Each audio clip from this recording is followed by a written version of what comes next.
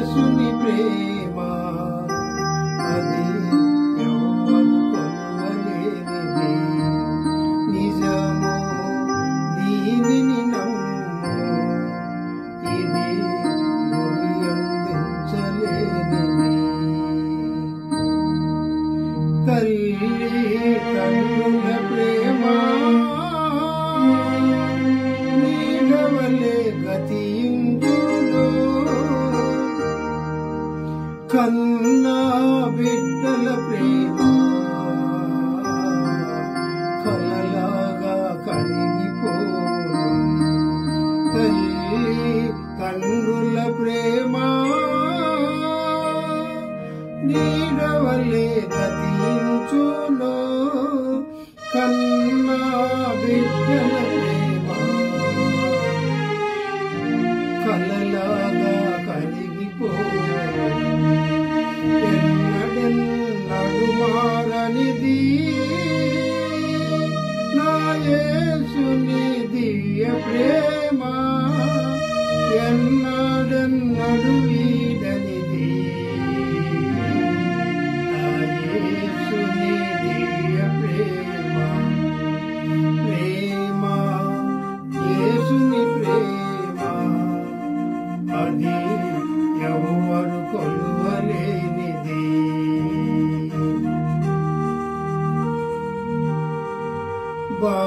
భార్యాభర్తల మధ్య వికసించిన ప్రేమ పుష్పము వాడిపోయి రాలును త్వరలో, మోడులా మిగిలిపోవును. వాడిపోయి రాలును త్వరలో, మోడులా మిగిలిపోవును. ఎన్నడెన్నడు మారనిది నా యేసుని దివ్య ప్రేమ, ఎన్నడెన్నడు వీడనిది నా యేసుని దివ్య ప్రేమ. ప్రేమ యేసుని ప్రేమ అది ఎవరు కొలువలేనిది. నిజము దీనిని నమ్ము, ఇది గురి అందించలేనిది. యేసుక్రీస్తు నామంలో మీకు అందరికీ వందనములు తెలియజేస్తూ ఉన్నాను. దేవుని మహాకృపలో మరి సంవత్సరం అంతా దేవుడు కాచి కాపాడి భద్రపరిచి డిసెంబర్ మాసంలో ప్రవేశింపజేసిన దేవునికి వందనాలు తెలియజేసుకుందాం. డిసెంబర్ మాసం అనగానే క్రిస్మస్ ఎక్కడలేని ఆనందం మనకు వస్తుంది కదా. ఎందుకంటే మరి దేవాది దేవుడు పరమును విడిచి ఈ లోకానికి మన కోసం, నీ కోసం, నా కోసం వచ్చినటువంటి ఆ గొప్ప దినాన్ని జ్ఞాపకం చేసుకుంటూ 2024 సంవత్సరాల క్రితమే ఆయన వచ్చినప్పటికీ, ఆయన కార్యాన్ని నెరవేర్చినప్పటికీ మనం తలపోసుకోకుండా ఉండలేం. ఎందుకంటే ఆ యొక్క ప్రేమ, ఆ దేవుని ప్రేమ, ఆ గొప్ప సమర్పణ, ఆ యొక్క ఆయన మరి పరమును విడిచి అన్నిటినీ విడిచి మరి సమస్త వైభవాన్ని విడిచి నీ కోసం, నా కోసం మనం పరలోక రాజ్యం తీసుకువెళ్ళే నిమిత్తమై ఆయన ఈ లోకానికి వచ్చినటువంటి గొప్ప దేవాది దేవుని జ్ఞాపకం చేసుకుంటూ మరి మాసమంతా కూడా ఎన్నో ఉత్సవాలు మరి సంతోషంగా మనం గడుపుతూ ఉంటాం. దేవుని నామన స్తోత్రం, చాలా సంతోషం. కానీ ఇక్కడ మరి దేవుడు ఎందుకు అంత మరి కార్యక్రమం చేయవలసి వచ్చిందంటే ఆయన పరములో హ్యాపీగా అక్కడ ఉండొచ్చు కదా. దేవుని దూతలు, దేవుని వాక్యం ఏమని సెలవిస్తుందంటే యెషయా గ్రంథం 6వ అధ్యాయంలో పరిశుద్ధుడు పరిశుద్ధుడు పరిశుద్ధుడు అని ఎప్పుడు కూడా ప్రతిగానములు చేస్తూ ఆయన సన్నుతిస్తున్నట్టుగా దేవుని వాక్యం సెలవిస్తుంది.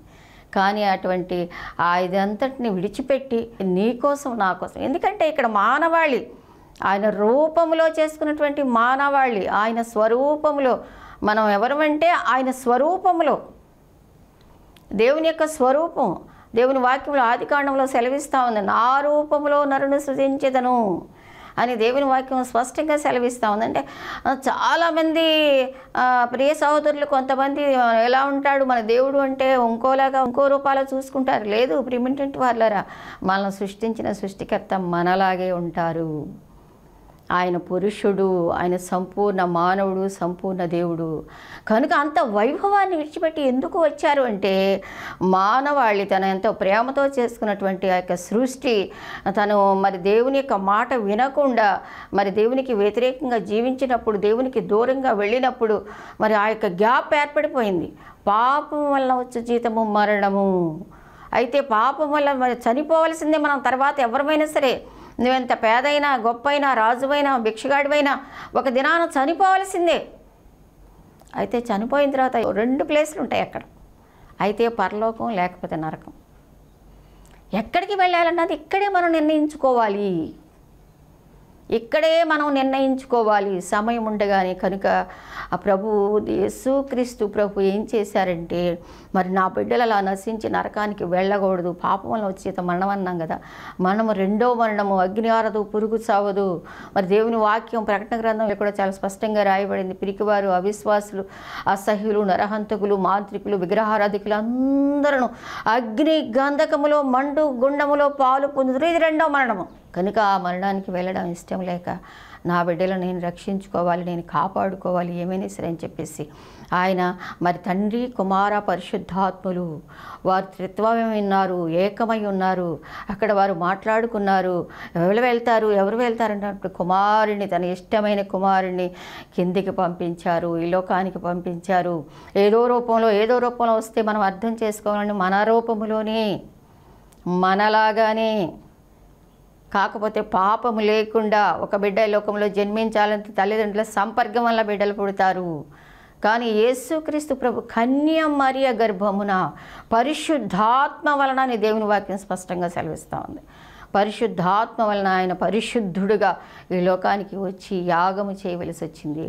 ఈ లోకానికి వచ్చారు, 33 సంవత్సరాలు ఈ లోకంలో బ్రతికారు. ఆ తర్వాత చేయవలసిన సిలువ యాగము, నీ కొరకు, నా కొరకు ఆ శిలువ మీద కఠినమైన, ఎందుకంటే ఆయన రావాలంటే దిగి రాగలరు, కానీ రాలేదు. ఎందుకంటే వస్తే మరి ఇంకేముంది, ఆయన వచ్చిన కార్యం నెరవేరదు. కనుక ఆయన భరించారు. శిక్ష విధించినప్పుడు ఆ యొక్క శిక్షను మరి భరించారు, రక్తము కార్చారు, ప్రాణం పెట్టారు. కనుకనే మరి ఇది నాన్న మరి ఆ యొక్క విమోచన కలిగింది. ఆ విధంగా ఆయన చేయవలసిన కార్యం అంతా చేసేశారు. తర్వాత మళ్ళీ పరమునకు వెళ్ళారు, మన కోసం విజ్ఞాపన చేస్తున్నారు. ఎలాగ వెళ్ళారో అలాగే ఒక దినాన వస్తూ ఉన్నారు మళ్ళీ 2వ రాకడ. ఆ దినాన మనం సిద్ధపడి ఉండి రెప్పపాట్లో ఆ బోర ఊదుతారు, మనం అలాగే ఎత్తబడి సదా ఆయనతో ఉంటాం. ప్రియమైనటువంటి వారులారా, ఇంత గొప్ప కార్యం యేసుక్రీస్తు ప్రభువారు మాత్రమే నెరవేర్చారు. చాలామంది సహోదరులు అంటారు, మరి యేసు ప్రభువే దేవుడు ఏంటండి, మాకు 3 దేవతలు ఉన్నారు, మాకు ఆ దేవుళ్ళు ఉన్నారు, ఈ దేవుళ్ళు. మీరు ఆలోచించుకోండి, వేద గ్రంథాలన్నీ ఏమి సెలవిస్తున్నాయంటే రక్తము కార్చాలి, పరిశుద్ధ రక్తం కార్చాలి, పరిశుద్ధ రక్తం వల్ల మాత్రమే పాప విమోచన, వేరే మార్గం లేదు అని చెప్పేసి వేద గ్రంథాలు, మీ వేద గ్రంథాలు అన్నీ చదువుకోండి. పరిశుద్ధ రక్తం ఎవరు కార్చారు మీరు ఆలోచించండి ఒక్కసారి. ఎవరు కార్చారు, ఎవరు ప్రాణం పెట్టారు? యేసుక్రీస్తు ప్రభు మాత్రమే. కనుక అందుకే ఆయన ఒక్కడే దేవుడు, యేసుక్రీస్తు మాత్రమే దేవుడు. యేసుక్రీస్తు అందరికీ ప్రభు. ఒక కులం, ఒక మతం, ఒక జాతి, ఒక రంగు, ఒక భేదం ఏమీ లేదు. అందరూ మానవాళి అందరికీ ఆయన ఒక్కరే ప్రభు. కనుక ప్రేమేంటంటే వారులారా, ఇంత గొప్ప కార్యము ఎందుకు చేశారంటే ప్రేమ ఆయనకి మానవాళి పట్ల, తను సృష్టించుకున్న బిడ్డల పట్ల ఆయన ప్రేమ. అలా బిడ్డలు నరకానికి వెళ్ళటం ఇష్టం లేదు కనుక ప్రేమ కలిగిన దేవుడుగా ఆయన ప్రేమను చూపించారు. ప్రేమేంటంటే వారులారా, మరి దేవుని యొక్క ప్రేమని గురించి ఏదైనా మనం మాట్లాడుకుందాము. మరి గతంలో కూడా ఎన్నో విషయాలు మనం మాట్లాడుకుంటూ వచ్చాం. మరి క్రిస్మస్ మంత్లో కూడా దేవుని యొక్క ప్రేమ, ఆయనకి ప్రేమ ఉంది కనుకనే, మన మీద ప్రేమ ఉంది కనుకనే దాన్ని ప్రత్యక్షపరచుకోవడానికి గాను ఆయన అంత కార్యము చేయవలసి వచ్చింది. కనుక ఇక్కడ చూస్తే దేవుని వాక్యంలో దేవుని యొక్క ప్రేమ గురించి, ఆ ప్రేమ అనేటువంటి ఆ 2 మాటల గురించి మాట్లాడడానికి మనకు భాష చాలదు, మనకి లిపి కూడా లేదు అనుకుంటా నేను. ప్రేమ, అంత ప్రేమ అనేటువంటి విషయాన్ని, అందులో దేవుని ప్రేమ గురించి మనం మాట్లాడటానికి మన యొక్క నాలెడ్జ్, తెలివి చాలదు. అంత ప్రేమ, ఎందుకంటే మరణము పొందినంతగా, సిలువ మరణము పొందినంతగా మనల్ని ప్రేమించారు. ఇక్కడ దేవుని వాక్యం ఏమైనా సెలవిస్తుందంటే దేవునికి ఉన్నటువంటి ఒకే ఒక స్వరూపం ఏంటంటే ఆయన ప్రేమై ఉన్నాడు. దేవుని వాక్యంలో చూసుకున్నట్టే యోహాను పత్రిక 4వ అధ్యాయం 8వ వచనంలో చూస్తే ఏమైనా సెలవిస్తుందంటే దేవుడు ప్రేమ స్వరూపి. ఎందుకంటే దేవుడు ఆయన స్వరూపం ఏంటంటే ప్రేమ. ఆయన స్వరూపమే ప్రేమ అంట. ఆయన ప్రేమ స్వరూపి. అంతేకాదు దేవుని వాక్యం ఏమని సెలవిస్తుందంటే దేవుని మూలంగా కలుగుతున్నవన్నీ కూడా చూడండి. 1 యోహాను 4:7లో కూడా చూస్తే ప్రియులారా మనం ఒకరినొకడు ప్రేమింతాం ఏలనగా ప్రేమ దేవుని మూలముగా కలుగుతున్నది. దేవునికి అపారమైన ప్రేమ ఉండబట్టే మన కోసం ఈ లోకంలోకి వచ్చాడని మాట్లాడుకుంటూ వస్తున్నాం. ప్రేమ అంటే ఏంటో మాట్లాడుకుంటూ వస్తున్నాం. ఆ ప్రేమ గురించి మనం మాట్లాడడానికి మనకు భాష చాలదు అనుకున్నాం. దేవుని యొక్క ప్రేమను గురించి ధ్యానం చేసుకోవాలని మనం ఆశపడుతున్నాం. ప్రేమ దేవుని మూలంగా పుట్టిన వారికి ప్రేమ ఉంటుందంట. ఆయన ప్రేమ శాశ్వతమైనది. చూడండి ఇర్మియా గ్రంథము 31:3లో చూసుకుంటే ఏమనంది, యెహోవా నాకు ప్రత్యక్షమై ఇట్లనెను, శాశ్వతమైన ప్రేమతో నేను నిన్ను ప్రేమించున్నాను. ఆయన యొక్క ప్రేమ యొక్క లక్షణం శాశ్వతమైన ప్రేమ. స్నేహం చేస్తారు కొంతమంది, ఒక స్థాయికి వచ్చిన తర్వాత వాళ్ళకి మన కష్టం కలిగించామనుకోలేదు, వాళ్ళు మన కష్టం దూరం అయిపోతారు. వాళ్ళది శాశ్వతమైన ప్రేమ కాదు. భార్య అయినా భర్త అయినా బిడ్డలైనా శాశ్వతమైన ప్రేమ. కానీ దేవునిది శాశ్వతమైన ప్రేమతో నేను నిన్ను ప్రేమిస్తున్నాను, విడువక నీడల కృప చూపిస్తాను అని చెప్పి ఆయన ప్రేమ శాశ్వతమైనది. అంతేకాదు చూడండి 1 యోహాను పత్రిక 4:9-10 కూడా చూసినట్టయితే మనము ఆయన ద్వారా జీవించినట్లు దేవుడు తన అద్వితీయ కుమారుని లోకములోనికి పంపెను, దీని వలన దేవుడు మన యందుంచిన ప్రేమ ప్రత్యక్షపరచబడుతున్నది. ఎలాగా ఆయన ప్రేమ ఉంది అని చెప్పుకుంటున్నాము. ప్రేమ ఎలా ప్రత్యక్షపరిచారు? ఈ లోకానికి రావడం ద్వారా, ప్రాణం పెట్టడం ద్వారా ఆయన ఆ ప్రేమను ప్రత్యక్షపరిచారు. రోమిలికి రాసిన పత్రిక 5వ అధ్యాయము 8వ వచనం చూడండి. ఇక్కడ ఏమనంటే అయితే దేవుడు మన ఎడల తన ప్రేమను వెల్లడిపరుచున్నాడు, ఎట్లనగా మనం ఇంకనూ పాపులమై ఉండగానే క్రీస్తు అంటే ప్రేమను వ్యక్తపరచడం. ఎలాగా వ్యక్తపరిచారు. దేవుని ప్రేమ గురించి మాట్లాడుకుంటున్నాం. దేవుడికి ప్రేమ ఉండబట్టే ఈ లోకానికి వచ్చారని మాట్లాడుకుంటున్నాం. ఎంత ప్రేమ ఆయనకు ఉందో మాట్లాడుకుంటున్నాం. ఆయన లక్షణాల గురించి మాట్లాడుకుంటున్నాం. ఆయన ప్రేమ లక్షణాలతో ఏమి మన కోసం చేశారంటే ఎలా ప్రత్యక్షపరుచుకున్నారంటే మనం ఇంకా పాపులుగా ఉండగానే, మనం మంచివాళ్ళమని కాదు, మనం పాపులమై ఉండి అయ్యో చనిపోతే నా బిడ్డలు నరకానికి వెళ్ళిపోతారే అని మన మీద విపారమైన ప్రేమ అన్నమాట. కనుక మన కొరకు చనిపోయారు. కాబట్టి ఇక్కడ ఏమంటున్నాడు, ఇంకా కింద కూడా వస్తే చూడండి 10వ వచనంలో, ఏలైనగా శత్రువులుగా ఉన్నామంట. అక్కడ దూరంగా ఉన్నామంట, శత్రువులుగా ఉన్నామంట, పాపులుగా ఉన్నామంట. ఆయన ప్రేమను ప్రత్యక్షపరచుకున్నారు సిలువలో. దేవుని యొక్క ప్రేమ గురించి మనం మాట్లాడుకుంటూ వస్తున్నాం. కాబట్టి దేవుని యొక్క ప్రేమను మనము గుర్తించే వారంగా ఉండాలి. ప్రియమైనటువంటి వారులారా, ద్వితీయోపదేశ కాండము 7వ అధ్యాయం 8వ వచనంలో చూస్తే అయితే యెహోవా మిమ్మల్ని ప్రేమించువాడు గనుక తాను మీ తండ్రులకు చేసిన ప్రమాణము నెరవేర్చువాడు గనుకను యెహోవా బాహుబలము చేత మిమ్మల్ని రప్పించి దాసుల గృహంలో నుండి ఐగుప్తు రాజైన ఫరో చేతిలో నుండి మిమ్మల్ని విడిపించెను.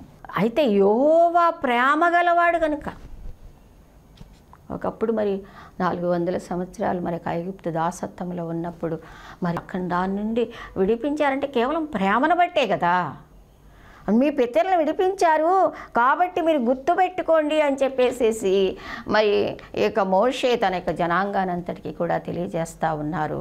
ఎఫెసీలు 2వ అధ్యాయంలో చూస్తే 4-5 వచనాలు చూస్తే చూడండి, దేవుడు కరుణాసంపన్నుడై ఉండి మనము మన అపరాధముల చేతను చచ్చిన వారమై ఉండినప్పుడు సైతం, అక్కడ శత్రువులు అంటున్నాడు, పాపులు అంటున్నాడు, దూరస్తులు అంటున్నాడు, ఇక్కడ చచ్చిన వారై ఉన్నారు.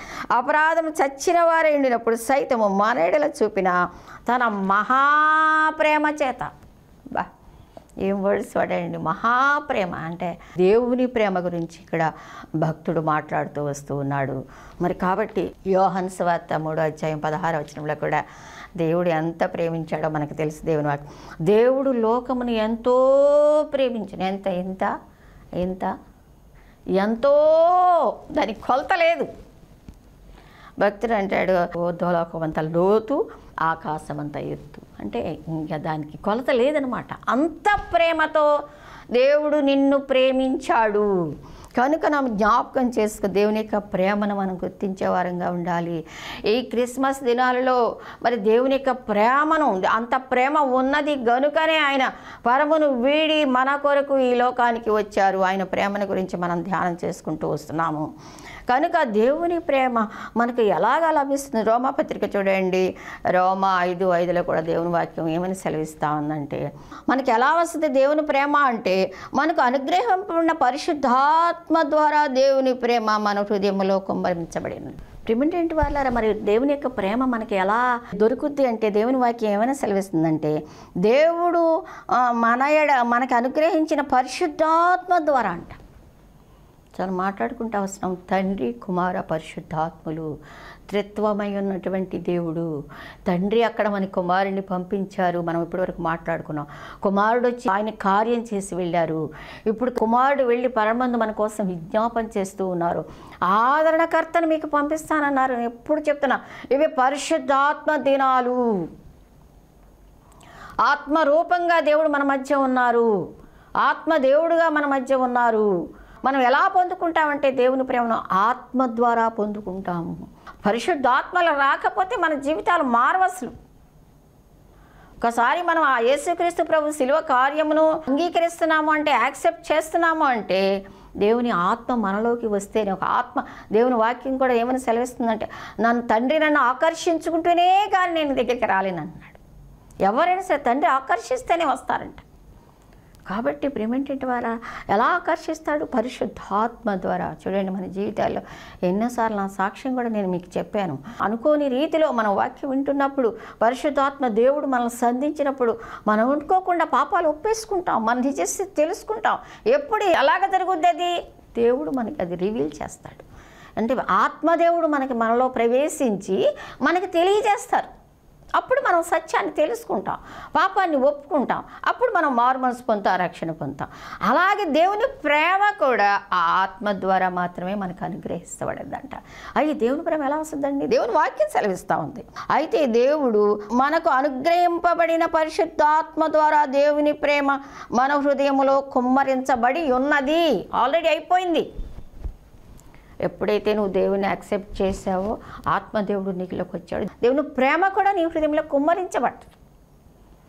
అయితే దాన్ని మనం జాగ్రత్తగా కాపాడుకుంటూ దేవుని ప్రేమను మనం దినదినము దాన్ని మరి ప్రాక్టీస్ చేసుకుంటూ ముందుకు వెళ్తూ దేవుని యొక్క ప్రేమను ఇంకా మనం కలిగి ఉండాలి, ఇతరులకు కూడా పంచేవారంగా ఉండాలి. ఇక్కడ చూస్తే దేవుని వాక్యంలో దేవుని ప్రేమ ఎలా కలుగుద్దండి అని మనం మాట్లాడుకుంటున్నాం కదా. అప్పుడు మనకి దేవుని ప్రేమ ఎలా, దేవుని ఆత్మ ద్వారా మనలోకి వస్తుంది. అయితే దేవుడు ఎట్టి ప్రేమ ఇచ్చాడో మనకు చూడండి. 1 యోహాను పత్రిక 3వ అధ్యాయము 1వ వచనంలో చూస్తే చూడండి, మనము దేవుని పిల్లలమని పిలువబడినట్లు తండ్రి మనకి ఎట్టి ప్రేమను అనుగ్రహించెనో చూడుడి. అంటే దేవుని పిల్లలు వీళ్ళు అని పిలువబడుతున్నామంటే ఎలా పిలువబడుతున్నాం? దేవుని ప్రేమ మనలో ఉండటం వల్ల, ఆ దేవుని ప్రేమ కార్యాలు చేయడం వల్ల మనం వీళ్ళు దేవుని పిల్లలు అని పిలువబడుతున్నామంట. అంటే ఆయన ప్రేమను మనలో ఉంచటం వల్ల, ఆయన ఆత్మను మనలో ఉంచటం వల్ల ఆయన బిడ్డలముగా మనం మారిపోతాం. కనుక దేవుని యొక్క ప్రేమను బట్టి మనకి అది అనుగ్రహించబడుతుంది అని చెప్పేసి దేవుని వాక్యం సెలవిస్తూ ఉంది. 2వ యోహాను పత్రిక 6వ వచనంలో కూడా చూస్తే చూడండి, దేవుని ప్రేమను గురించి ఎంత వివరంగా రాశాడు. అయితే మనము ఒకరినొకరు ప్రేమింపవాలని నిన్ను వేడుకొంచున్నాను, మనం ఆయన ఆజ్ఞల ప్రకారము నడుచుకున్నటే ప్రేమ. ప్రిమిటెంట్ ద్వారా ప్రేమ అంటే దేవుని యొక్క ఆజ్ఞ ప్రకారం, దేవుని ఆజ్ఞలు మనం చూస్తున్నాం. గతంలో కూడా దేవుడు 10 ఆజ్ఞలను మనకి మోషే ద్వారా ఆ యొక్క కొండ మీద ఇచ్చారని, అవి తీసుకొచ్చి మనం చాలా మరి వివరంగా మోషే గారు మనకు బోధించినప్పుడు, అలాగా తరాల తరబడి మనం తెలుసుకొని వాటిని మరి అనుసరిస్తూ ముందుకు వెళ్తూ ఉన్నప్పుడు, తర్వాత యేసుక్రీస్తు ప్రభు ఈ లోకమునకు వచ్చిన తర్వాత ఆ ఆజ్ఞలు 10 ఆజ్ఞలు 2 ఆజ్ఞలుగా, ముఖ్యమైన ఆజ్ఞలుగా మరి చేసినట్టుగా కూడా మనం చూస్తూ ఉన్నాం నూతన నిబంధనలోకి వచ్చేపాటికి. అప్పుడు మనం ముందుకు వెళ్ళినప్పుడు మనము ఎలాగ దేవుని ప్రేమిస్తామంటే ఆయన ఆజ్ఞలను ప్రేమించడమే, ఆయన ఆజ్ఞలను గైకొనటమే ఆయన ప్రేమించడం. ఎప్పుడైతే దేవుని ఆజ్ఞను గైకొంటావో, దేవుని మాటను గైకొంటావు, దేవుని మీద ప్రేమ ఉండబట్టే కదా ఆయన మాటకు లోబడతాం, గౌరవిస్తాం, ఆయన ఆజ్ఞలు పాటిస్తాం. కనుక ప్రేమేంటంటే వారారా దేవుని ఆజ్ఞలు పాటించిన వారు దేవుని ప్రేమిస్తున్నారని దేవుని వాక్యం సెలవిస్తూ ఉంది. ద్వితీయోపదేశ కాండం 6వ అధ్యాయం 5-6 వచనాల్లో చూసుకున్నట్లే, నీ పూర్ణ హృదయముతోనూ, నీ పూర్ణ ఆత్మతోనూ, నీ పూర్ణ శక్తితోనూ నీ దేవుడైన యెహోవాను ప్రేమింపవలను. నేడు నేను నీకు ఆజ్ఞాపించి ఈ మాటలు నీ హృదయంలో ఉండవలను. నీవు నీ కుమారులకు అయితే ఏంటి, నీ పూర్ణ హృదయంతో, నీ పూర్ణ ఆత్మతో నీ దేవుడైన యెహోవాను ప్రేమించవలను. ఆజ్ఞ ఇది. దేవుడు 2 ఆజ్ఞలు ఇచ్చారని చెప్పాం కదా కొత్త నిబంధనలకు వచ్చేప్పటికి. మొదటి పూర్ణ ఆత్మతో, పూర్ణ వివేకముతో ఆయన మనం ప్రేమించబద్దులమై ఉన్నాము. ఇవి దేవుని ప్రేమించడానికి ఆజ్ఞలు అన్నమాట. 5, 6 కూడా అలాగే ఉన్నాయి. నేడు నేను నీకు ఆజ్ఞాపించి ఈ మాటలు నీ హృదయంలో ఉండవలేను. అంతేకాదు చూడండి దేవుని వాక్యం 11:1 కూడా చూసినట్లయితే, కాబట్టి నీవు నీ దేవుడైన యెహోవాను ప్రేమించి ఆయన విధించిన వాటిని అనుసరించి ఆయన కట్టడలను, విధులను, ఆజ్ఞలను ఎల్లప్పుడూ గైకొనవలెను. నీ దేవుడైన యెహోవా చేసిన శిక్ష అంటే ఎల్లప్పుడూ. అప్పుడే మనం అంటే దేవుని ఆజ్ఞ, అది దేవుని ప్రేమిస్తున్నాం అంటానికి ఆయన ఆజ్ఞలు గైకొనాలి అని దేవుని. అంతేకాదు చూడండి కీర్తనల గ్రంథం 31:23 కూడా చూస్తే, యెహోవా భక్తులారా మీరందరూ ఆయన్ని ప్రేమించండి. యెహోవా భక్తులు, దేవుని ప్రేమ గురించి మనం మాట్లాడుకుంటూ వస్తున్నాం. అది ఒక ఆజ్ఞని మనం మాట్లాడుకుంటూ వస్తున్నాం. దేవుని ప్రేమించడం అనేటువంటి ఆజ్ఞను మనం నెరవేర్చాలని మాట్లాడుకుంటూ వస్తున్నాం. మరి కనుక ఇక్కడ అంటున్నాడు, యెహోవా భక్తులారా మీరందరూ కూడా దేవుణ్ణి ప్రేమించాలి అంటున్నాడు. చూడండి అదే విధంగా యోధాపత్రికలు కూడా చూస్తే 21వ వచనంలో, ప్రియులారా మీరు విశ్వసించు అతి పరిశుద్ధమైన దాని మీద మిమ్మల్ని మీరు కట్టుకొనుచు, విశ్వసించే ఒకటి దాని మీద మనల్ని మనం కట్టుకుంటూ పరిశుద్ధాత్మలో ప్రార్థన చేయొచ్చు, నిత్య జీవార్థమైన మన ప్రభువు యేసుక్రీస్తు కనికరం కొరకు కనిపెట్టుచు దేవుని ప్రేమలో నిలిచి ఉండండి. యోధా రాస్తూ ఏమంటున్నాడంటే, దేవుని ప్రేమలో నిలిచి ఉండండి. అదొక ఆజ్ఞ, నిలిచి ఉండాలి, మీరు పోగొట్టుకోకూడదు. దేవుని ప్రేమల ఆజ్ఞలు పాటిస్తున్నప్పుడు దేవుని ప్రేమ మనలో ఉంటుంది. నిలిచి ఉండండి అని చెప్పేసి తను మనకి హెచ్చరిస్తూ ఉన్నాడు. కాబట్టి ప్రేమేంటంటే వాళ్ళారా దేవుని యొక్క ప్రేమను మనం కాపాడుకుంటూ ఆజ్ఞలు పాటిస్తూ ఉండాలి. ఎందుకంటే దేవుని ప్రేమించాలనేది ఆజ్ఞలలో ప్రధానమైంది. ఇందాక మొదటి ఆజ్ఞని మనం మాట్లాడుకుంటూ వచ్చాం కదా, అది ఆజ్ఞలలో ప్రధానమైనది. అంతేకాదు మార్కు సువార్త 12:30 కూడా ఒక్కసారి చూడండి, నీవు నీ పూర్ణ హృదయముతోనూ, నీ పూర్ణ ఆత్మతోనూ, నీ పూర్ణ వివేకముతోనూ, నీ పూర్ణ బలముతోనూ నీ దేవుడైన ప్రభువును ప్రేమింపవలెనది ప్రధానమైన ఆజ్ఞ. ఇంకేమంటున్నాడంటే ఆజ్ఞలో ప్రధానమైంది దేవుణ్ణి ప్రేమించాలి అనే మాట అని చెప్పేసి అంతే ప్రధానమైన ఆజ్ఞ అంటున్నాడు. అంతేకాకుండా ఏమంటున్నాడంటే ఎంతకు వచ్చేపాటికి నిన్ను వలే నీ పొరుగువాన్ని ప్రేమించాలనేది 2వ ఆజ్ఞ. చెప్పాం కదా నూతన నిబంధనలకు వచ్చేపటికి మరి 2గా ఆజ్ఞలు ప్రభు చేశారని. ఒకటేమో ఆయన్ని మనస్ఫూర్తిగా ప్రేమించాలి పూర్ణాత్మతో పూర్ణ, రెండోది నిన్ను వలే నీ పొరుగువాన్ని ప్రేమించాలి. ఈ 2 ఆజ్ఞలు కూడా చాలా ప్రధానమైనవి అని చెప్పేసి మరి ప్రేమ గురించి దేవుని వాక్యం సెలవిస్తూ ఉంది. అంతేకాదు ఈ ప్రేమ చాలా శ్రేష్టమైనది అని చెప్పేసి కొరింథీయులకు రాసిన మొదటి పత్రికలో పౌలు గారు కూడా రాస్తూ ఉన్నారు 13వ అధ్యాయంలో. ప్రవచించు కృపావరము కలిగి మర్మములన్నీయు జ్ఞానమంతయు ఎరిగిన వాడైనను కొండలను పెకిలింపగల పరిపూర్ణ విశ్వాసము గలవాడైనను ప్రేమ లేని వాడినైతే నేను వ్యర్థుడను. యేసుక్రీస్తు ప్రభుని అంగీకరించిన తర్వాత దేవునిలో చాలా ఎదిగాను, చాలా ఉన్నతమైన దర్శనములు ఇచ్చారు, కళలు ఇచ్చారు, ప్రభు మాట్లాడుతున్నారు. అదే అంటాడు, ప్రవచించవరం కలిగినప్పటికీ ఏం కలిగినప్పటికీ ప్రేమ లేకుండా ఎన్ని కలిగినా కూడా వ్యర్థము అని చెప్పేసి భక్తుడైన పౌలు మాట్లాడుతూ వస్తూ ఉన్నాడు. అంతేకాదు ఏమన్నాడంటే లాస్ట్కి వచ్చేవాడి చూడండి 13వ వచనంలో, కాగా విశ్వాసము, నిరీక్షణ, ప్రేమ ఈ 3 నిలుచును. వీటిలో శ్రేష్టమైనది ప్రేమ. ఎందుకంటే ప్రేమ అంటే విశ్వాసం. ముందు మనం విశ్వసించాము కనుకనే ప్రభువుని అంగీకరించాము, ఆయన రక్షణ భాగ్యం కలిగి ఉన్నాం. ఆ తర్వాత నిరీక్షణ కలిగి ఉన్నాం, విశ్వసించాం, ఈ క్రైస్తవ జీవితం జీవిస్తున్నాం, ఒకరోజు ప్రభు వస్తారు. ఫస్ట్లోనే చెప్పాను నేను, మనం తీసుకుని వెళ్తారని ఒక నిరీక్షణ లేకుండా మనం లేము. మనకు ఒక హోప్ ఉంది. ఒకవేళ ఎన్ని బాధలు పడుతున్నా, ఎన్ని కష్టాలు పడుతున్నా, ఎన్ని ఇబ్బందులు పడుతున్నా, ఏం పర్వాలేదు, నా ప్రభు ఒక రోజున వస్తారు, నన్ను తీసుకుని వెళతారు, ఆయనతో సదా ఉంచుకుంటారు అనేటువంటి నిరీక్షణ కూడా ఉంది. అయితే ఇవన్నీ మంచిదే, కానీ 13వ వచనంలో కాగా విశ్వాసము, నిరీక్షణ, ప్రేమ ఈ 3 నిలుచును. వీటిలో శ్రేష్టమైనది ప్రేమమే. అంటే విశ్వాసం కంటే ఆయన నమ్ముకున్నాం, ఓకే, అది నిరీక్షణ కలిగి ఉన్నాం, కానీ ఇటు ప్రేమతో చివరి వరకు కాపాడుకోవాలి, అది శ్రేష్టమైంది అని చెప్పేసి భక్తుడు సెలవిస్తూ ఉన్నాడు. కనుక ప్రియమైనటువంటి వారలారా, శ్రేష్టమైనటువంటి ప్రేమను మనం కాపాడుకుంటూ రావాలి. ఇప్పుడు మనం ఎలా ప్రేమించాలి? మత్తయి సువార్త 5వ అధ్యాయం 44వ వచనం చూస్తే ఏమన్నా చూడండి. నేను చెప్పునదేమనగా, ప్రభువారే చెప్తున్నారు ఇక్కడ మత్తయి సువార్తలో, నేను మీతో చెప్పునదేమనగా, మీరు పరలోకమందున్న మీ తండ్రి కుమారులై ఉన్నట్టు మీ శత్రువులను ప్రేమించుడి. చాలా కష్టం కదా శత్రువులను ప్రేమించాలంటే, అదే అసలు నిజమైన ప్రేమ. దేవుని వాక్యం చెప్తుంది, నేను కాదు. చూడండి మత్తయి సువార్త 5వ అధ్యాయం 44వ వచనంలో మీరు ఎలా ప్రేమించాలంటే, మీ శత్రువులను ప్రేమించండి, మిమ్మల్ని హింసించే వారి కొరకు ప్రార్థన చేయుడి, ఆయన చెడ్డవారి మీదనో మంచివారి మీదనో తన సూర్యుని ఉదయింపజేసి నీతిమంతుల మీదనో అనీతిమంతుల మీదనో వర్షము కురిపించను. ఇంకో మంచి వాక్యం అండి, మీరు మిమ్మల్ని ప్రేమించు వారినే ప్రేమించిన మీకేమి ఫలము కలుగును? ప్రేమించిన వారినే ప్రేమిస్తే ఏం ఫలం లేదంట. సుంకర్లు అలాగే చేస్తున్నారు కదా. కాబట్టి శత్రువులను ప్రేమించండి, అప్పుడు మీరు నిజమైన, ఎందుకంటే మనకి ఇందాక మనం మాట్లాడుకుంటూ వచ్చాం, మీరు శత్రువులై ఉండగా, మీరు పాపులై ఉండగా, మనం పాపులై ఉండగా, మనం శత్రువులమై ఉండగా, అందుకే ముందు నేను అవి చూపించాను. మనం చచ్చిన వారమై ఉండగా ఆయన మనల్ని ప్రేమించి ఈ లోకానికి వచ్చారు. మనం మంచోళ్ళమని రాలా, మంచోళ్ళమని మనల్ని పట్టుకోవాలా, రక్షించాల. మనం పాపులం కనుకనే మనకు రక్షకుడు అవసరమయ్యాడు. ఒక అపాయంలో ఉన్నాము కనుకనే అపాయం నుండి తప్పించడానికి మనకు రక్షకుడు అవసరమయ్యాడు. రక్షకుడు అవసరమయ్యాడు కాబట్టి ఆయన వచ్చారు ఈ లోకానికి. అప్పుడు మనం మంచోళ్ళం కాదు, కానీ మన వరకు వచ్చేప్పటికి వేళ మనల్ని ప్రేమించే వాళ్ళనే మనం ప్రేమిస్తాం. దేవుడు అలా చెప్పట్లా, మీకు శత్రువులను ప్రేమించండి అని హెచ్చరిస్తూ ఉన్నారు ఇక్కడ. మిమ్మల్ని హింసించే వారి కొరకు ప్రార్థన చేయండి. ఆయన మరి ఇలాగ చేశారు కాబట్టి మీరు ఇలా యోహాను సువార్త 13:34 కూడా చూసినట్టే, ప్రేమించేంటి వాళ్ళారా, శత్రువులా వాళ్ళతో ఏముంటాంలే, వాళ్ళని ఏం ప్రేమిస్తాం, వాళ్ళని ప్రేమించలేము, అంత ఇది అది అని అనుకోకండి. దేవుని వాక్యం సెలవిస్తుందంటే, మరి చివరి దినాల్లో ఉన్నాం, ప్రభు దినాల్లో ఉన్నాం, ప్రభు త్వరగా రాబోతున్నారు, ప్రేమను కాపాడుకోమన్నారు, శ్రేష్టమైన దాన్ని చూసుకోమన్నారు. కాబట్టి ఎక్కడ తప్పిపోతున్నావో, శత్రువులను ప్రేమించే మనసు నీకు లేదేమో, మరి దేవుని నుండి పరిశుద్ధ ఆత్మ ద్వారానే ప్రేమను పొందుకుంటామన్న వాక్యం ముందే చూసుకున్నాం. అందుకే ఆత్మ ద్వారా నువ్వు అడిగి పొందుకోవచ్చు. చూసినట్టు ఇక్కడ దేవుని వాక్యంలో యోహాను సువార్త 13:34 చూస్తే, మీరు ఒకరినొకరు ప్రేమింపవాలని మీకు కొత్త ఆజ్ఞ ఇచ్చుచున్నాను, నేను మిమ్మల్ని ప్రేమించినట్టే మీరును ఒకరికొకరు ప్రేమించవాలని.